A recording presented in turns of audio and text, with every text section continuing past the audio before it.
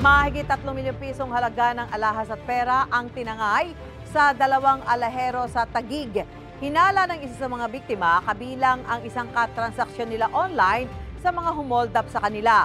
May unang balita si Jomer Apresto. Nahuli ang banggaan ng kotse at motorsiklo sa barangay Ibayo Tipa sa Taguig City nitong Martes. Hindi pala ito simpleng aksidente dahil ayon sa barangay, ang magkaangkas sa motorsiklo, mga hold-upper pala. Bago yan, makikita sa CCTV ang 2 lalaki na hinahabol ng 4 na salarin. Nakasakay sa 2 motorsiklo ang 3 sa kanila. Sa sumunod na anggulo, kita ang tumatakbong hold-upper habang tinututukan ng baril ang biktima.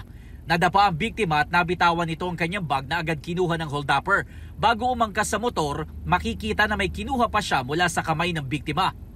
Ayon sa barangay, alahero ang biktima na dumayo sa lugar para sana makipag-meet up sa isang lalaki na nakausap niya online na nagbebenta rin umano ng mga ginto.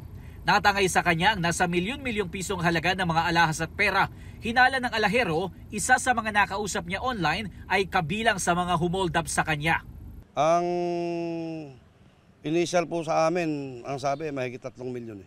Mas maganda po pagka ganyan, paalala ko lang sa mga nag-online selling, lalo kung malalaking halaga ang dala nilang pera, makipag-coordinate sila sa kinakaula kahit sa barangay or sa pulis. Sa kuhang yan, papatakas na sana ang 2 sa mga hold-upper nang banggain sila ng driver ng biktima. Iniwan umano nila ang kanilang motor at tumakbo papalayo.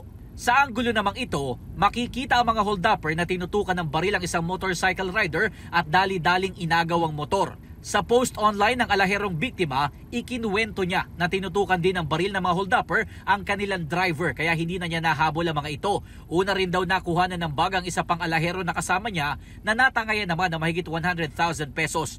Patuloy ang investigasyon ng Taguig City Police Station para mahuli at matukoy ang pagkakakilanlan ng mga hold-upper. Ito ang unang balita, Jomer Apresto para sa GMA Integrated News. Gusto mo bang mauna sa mga balita? Mag-subscribe na sa GMA Integrated News sa YouTube at tumutok sa unang balita.